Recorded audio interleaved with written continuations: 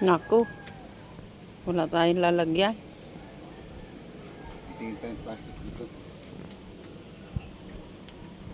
Hindi pala natin naalalang magdala. Nakalimutan ko lang kasi kanina yun eh. Bukas talaga ako yun eh. Ito yung kubo ni tatay. Tapos, ito yung saingan niya. Oh. Saingan niya, oh. Yan. Ang kanyang bukid. Kasi yan. Yung kanyang tricycle. Yan, nangunguha siya ng malunggay. Alam niyo kung anong gagawin nito? Lalaga lang. Kasi hindi maubos pag gulay, lalaga pagkatapos. Iinumin.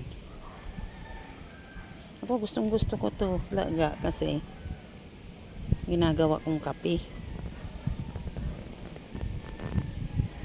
Kaya kung may gatas, yun. Diyan ko tinitimpla sa mainit na nilagang malunggay.